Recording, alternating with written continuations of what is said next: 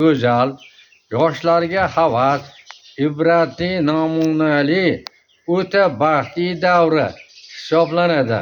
Hurmat va e'zozga loyiq davra, hamma insonlarni orzu havas qiladigan davra sanaladi.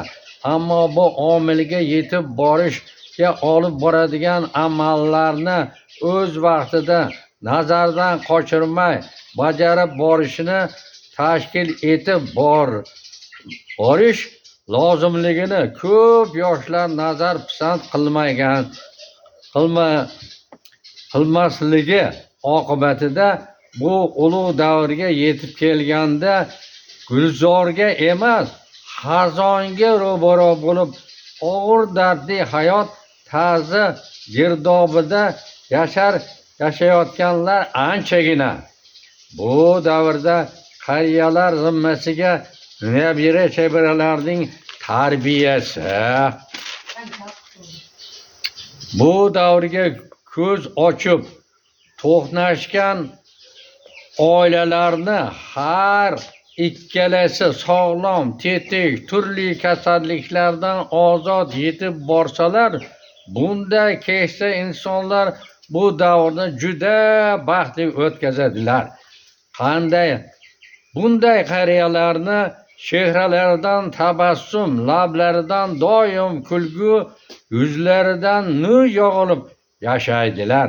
Bu davrda yashayotgan chol va kampirlar toki yorug' dunyoni tark etish muddatigacha bir-birlarini yo'qotmay yetib borishni orzu qiladilar.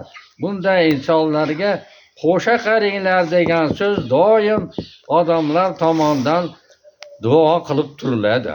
Ammo bir-birlarini yo'qotib qo'ysalar, ketgan hech vaqt qaytib kelmagan va kelmaydi ham. Ammo yorug' dunyoda qolib yashayotgan juftlarni hayot tarzini shikastlaydilar. Ayniqsa erkak qariyalarni hayot tarzi keskin izdan chiqadi. Men bunday qariyalarni yolg'iz qolishini zinhor xohlamas edim.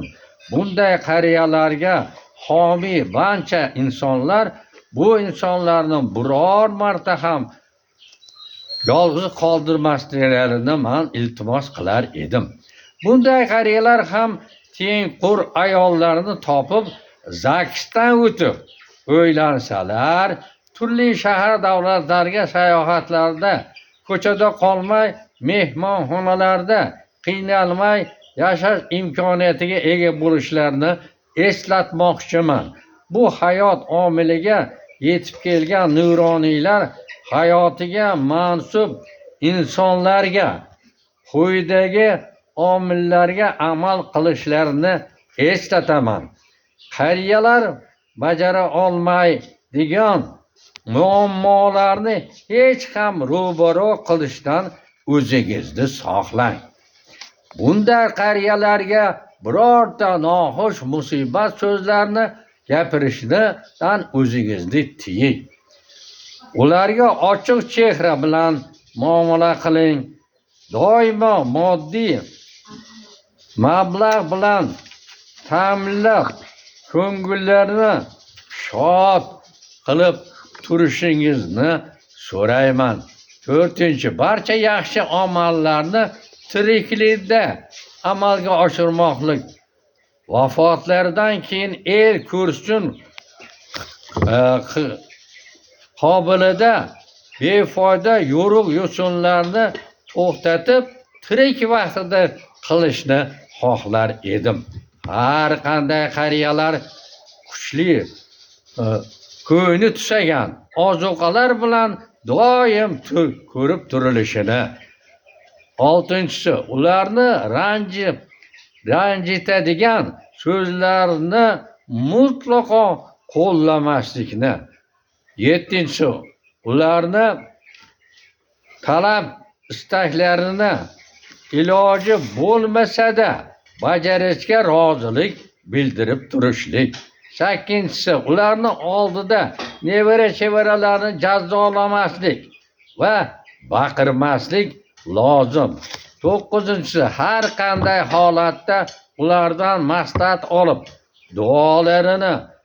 duolaridan foydalanib, ish qilib yurishlik lozim. 10-si nabiralarga, chevaralarga, oila a'zolariga nasihat berib, yaxshi inson bo'lishliklariga olib boradigan tarbiya berishligini iltimos qilib, ulardan ana shu sohada o'z tajribalarini ayamasliklarini iltimos qilishlarini so'rab qolaman.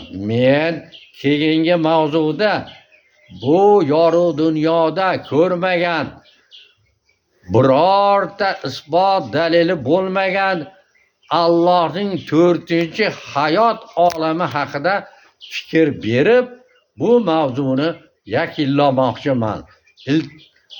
E'tiborlaringiz uchun rahmat. Salomat bo'linglar. Studiyamga a'zo bo'lishni unutib